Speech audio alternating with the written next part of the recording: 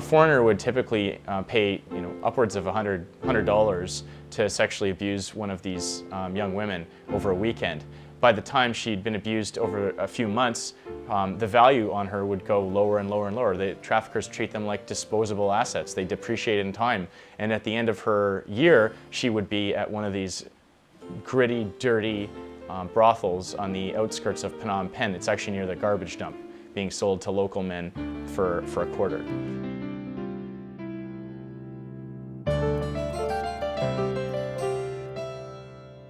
Human trafficking, it's a huge problem. The Canadian government is doing its share to help take care of this huge problem. I mean, you're dealing with very basic violation of human rights. One important issue that they've dealt with too, have created new laws, Canadian laws, in November of 2005. Prior to that, human trafficking was not even a law in the criminal code to be dealt with. If that's not a concern to law enforcement, to non-government organizations, and to every person who lives in this country, what is? The Future Group is designed to come up with new solutions to old problems. And what we do is we focus on trying to end human trafficking. People have this vision of human trafficking victims being locked up behind lock and key or shipped over in containers. That sort of thing does happen. That's extreme forms of human trafficking though. And by far the larger number of people who are victims of human trafficking are people who are trapped there because of their conditions that they're in. They're impoverished, some of them are addicted to drugs, and they've been manipulated by their trafficker over a long period of time into believing that they're not worth anything more in life than being sold. We can survive. We are survivors, and kids are too. So we go from there. I am a survivor of rape. I was raped badly and ended up in a hospital because of my work. I've been working on an investigation for almost 3 years now. I'm going to publish a book next year on trafficking of women around the world. It's a world map of what is going on. What I see is there is a pattern, a very clear pattern. If you follow the money, you find the real perpetrators behind us. Well, human trafficking simply would not exist if men were not paying for sex. What traffickers are looking for is they're looking for individuals who are vulnerable, and they have no limit to the creativity that they've been able to use to get foreign nationals into the country. Human trafficking does not require you to cross an international border. That's a very common misconception. If I'm making money off of someone engaging in sex acts, I'm a human trafficker if I'm controlling them. When you're dealing with international victims, you are dealing with criminals in other countries. To obtain evidence in different countries is difficult at best. Why would somebody from an organized crime group in another country allow all players in the wheel to know exactly what's going to happen? That just improves the odds of them getting caught. So the less people know, the better.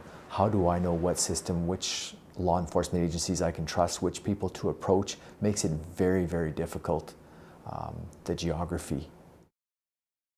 People who prey on vulnerable children and youth have seen that opportunity, and they've created one of the largest human trafficking empires anywhere on earth. And it's a multi-million-dollar industry, and children as young as you can imagine have been sold. There's millions of women and girls in an exploitation situation, in a prostitution situation, in a world in which the value of women is always less than the value of men. We have to change cultural values everywhere. We have sexual tourism. We have governments that are allowing the red light districts in cities like Cancun, Acapulco, Los Cabos, Puerto Vallarta. I mean, all the perfect places to have sex and to go wild. And nobody will know because you're in Mexico, right? So that's pretty much the story. It's increasing because men not only from Mexico but from around the world are going there to exercise the right to rape women for money. The problem here is that we have the police protecting this network, criminal networks, because we have had so many cases, including mine, in which we told the police and we ended up understanding later on that even governors are protecting these networks.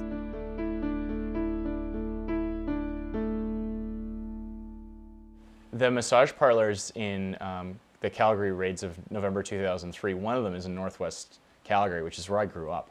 Because of an equipment malfunction, this key wiretap evidence the police had of the traffickers selling women to an undercover officer was lost or destroyed. And the traffickers, which I couldn't even believe that this happened, essentially got off scot-free.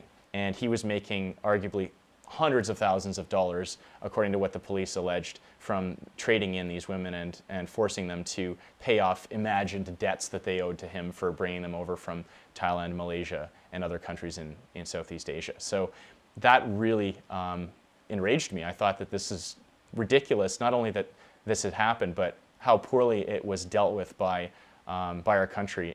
We had not convicted a single person of the offense of human trafficking. A lot has been done by law enforcement in Canada.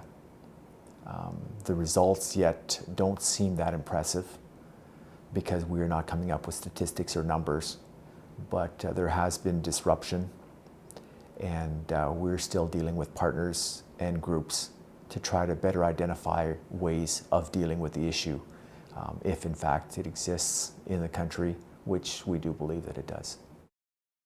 As long as there's this war on drugs around the world, what happens is that the paths for selling the drugs are the ones that they are using for selling women and children. I mean, how can you open a war against drugs? I mean, drugs are there. You start a war on the people, on the men that are making millions and millions, and that are happily seated in their homes, not only selling drugs, but selling people. If we don't begin to make real efforts towards addressing human trafficking, then it's only going to get a lot worse. Well, you know, you can sell a package of cocaine once. You can sell a girl 10,000 times.